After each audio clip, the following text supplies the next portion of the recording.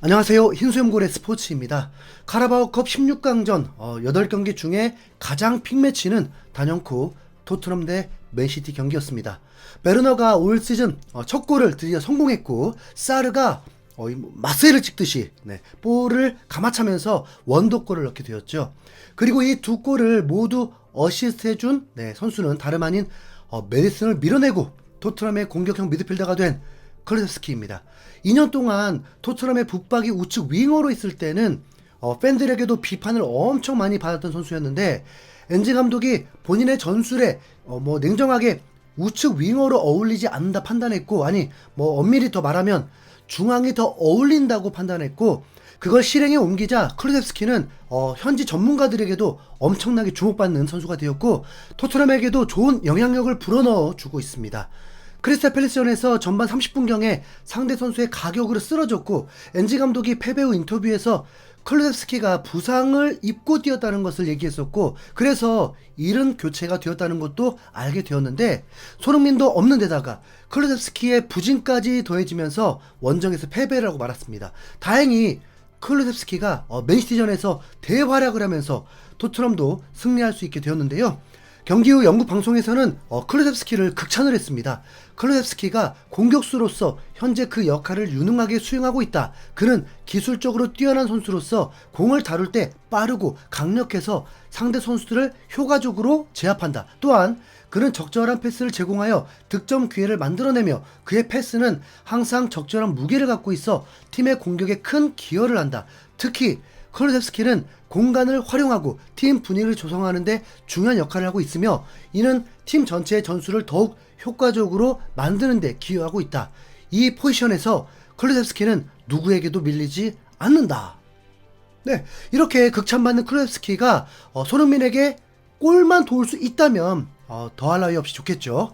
클루세프스키가 3년 전에 손흥민의 득점왕을 어떻게든 도우려고 치욕스러운 몸개그를 했던 건 잊을 수가 없습니다. 그리고 그때 클루세프스키는 이미 우리에게 최고의 선수가 되었습니다. 18경기에서 5골 8도움을 기록했었죠.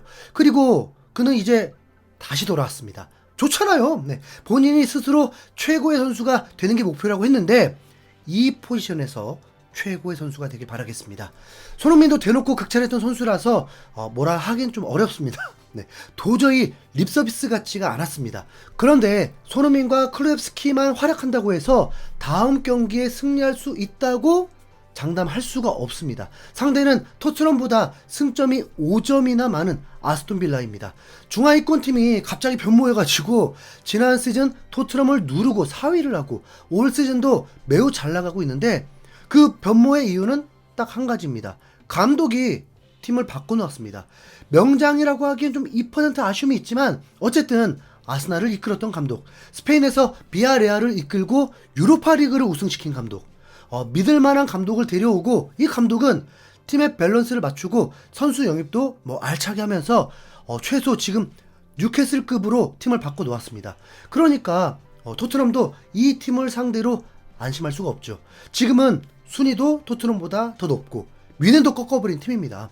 워낙 조직력이 좋으니까 그 안정감이 오히려 위협적이라고 느껴지죠. 거기다 잉글랜드 국대 와킨스부터 공격진도 분명 힘이 느껴집니다. 토트넘은 이 팀을 상대로 원정에서 지난 시즌에 4대1 대승을 거뒀었는데, 그건 절대로 실력자 부분이 아니었습니다. 그때 아스톤 빌라는 컨퍼런스 리그 우승도 가능한 상황이라서 두 마리 토끼를 잡아야 했고, 주중에 에너지를 다 써버리면서 토트넘에게 발렸던 것입니다. 이때 손흥민도 메디슨도 골을 넣었었죠. 이번에 이 팀을 주말에 이제 상대하게 되는데, 하필 수비진에 구멍이 생겨버렸습니다. 만더벤은 경기 중에 눈물 흘리기까지 하고, 엔지 감독도 햄스트링이라고 했기 때문에 최소 3주 이상 못 보게 될 것입니다. 1년 3개월 동안 벌써 3번째입니다. 아무리 최고 레벨의 센터백이란 평가를 받으려고 해도 내구성에서 떨어지면 답 없거든요. 팬들도 계속 불안하게 보게 되잖아요.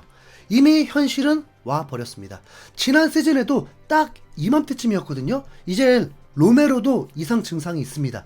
엔지 감독 발언으로는 로메로는 맨시티전에서 스스로 더 뛰고 싶어 했다고 했는데 후반에 일찍 교체를 했었죠. 토트넘은 갑자기 부상자 명단에 선수가 지금 2배로 폭등했습니다. 3명이었는데 지금 6명이 되어버렸어요.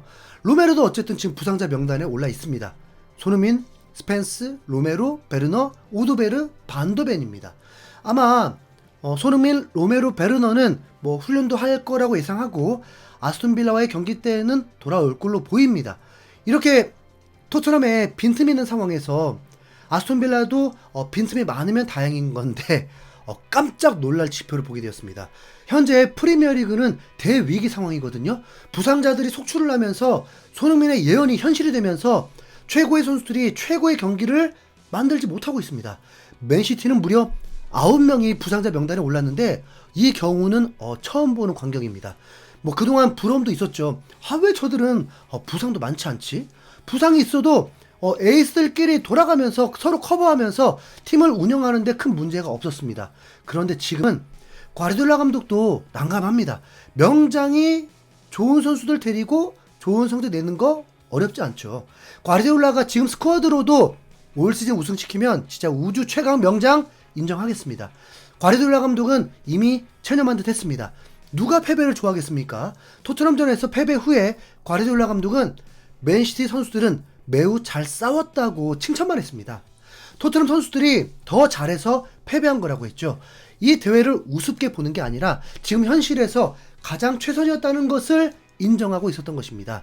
인생에서 패배를 잘 모르는 감독이 이겨내는 방법인 거죠. 아스날도 핵심 선수들이 이탈해 있습니다. 웨데고르는 아직 2주 정도 더 남아서 아마도 A매치 이후 복귀할 것 같고 아스날을 최강 수비로 만든 마갈량이스가 장기 부상 느낌입니다. 칼라피오리도 부상이고요. 이 팀도 살아남기 쉽지 않습니다. 그러다 보니까 리버풀이 지금 더 날개 단 느낌인데 뭐 또 아직 시즌이 7개월이나 남은 만큼 뭐 어떻게 될지는 아무도 모릅니다. 이거 뭐죠? 결국 축구의 성적은 실력이 아니라 부상 여부에 달린 건가요? 그런데 충격으로 느꼈다는 건 다름 아닌 토트넘이 상대할 아스톤빌라의 근황인데 이 팀은 챔스 진출의 리그 상위권에 있었는데도 부상자가 유일하게 제로입니다. 제로. 네. 거기다 카라바오컵 16강전을 홈에서 치렀는데 로테이션을 제대로 돌려버렸습니다. 의도적인 건 아니겠지만 팰리스에게 패배하고도 그리 심기가 불편해 보이지도 않습니다. 에메리 감독은 패배 후 인터뷰에서 패배의 아쉬움도 있지만 다양한 선수 기용에 대해서 매우 긍정적인 경기로 평가했습니다. 아스톤빌라는 완전체로 토트넘을 상대합니다. 그나마 다행인 건 토트넘 홈에서 경기인 거죠. 토트넘은 이 경기 진짜 패배하면 진짜 안 돼요. 네. 맨시티를 잡고도 리그 2연패를 한다는 건 납득 불가죠.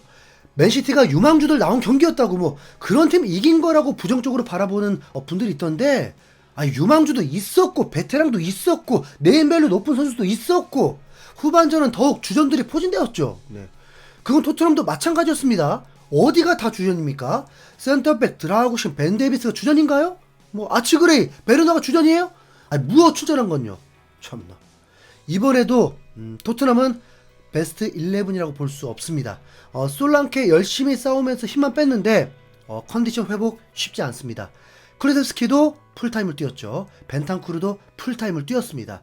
이 상황에서 메디슨, 클루셉스키의 공조는 더 심각할 것 같은데 메디슨 선발이 유력하거든요. 차라리 메디슨, 사르, 비수마 선발이 더 낫고 후반에 교체로 클루셉스키를 활용하는 게 낫다고 봅니다. 우선 뭐 체력적으로 아스톤빌라가 우위인 상황부터 시작됩니다.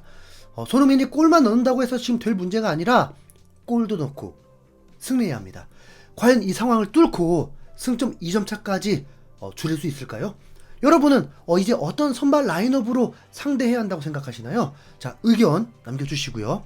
저는 손흥민, 히샬리송, 존슨, 비수마, 메디슨, 사르, 벤 데이비스, 드라구신, 로메로, 포로, 비카리오 요렇게요. 네, 이상 흰수염고래였습니다. 시청해주셔서 감사합니다.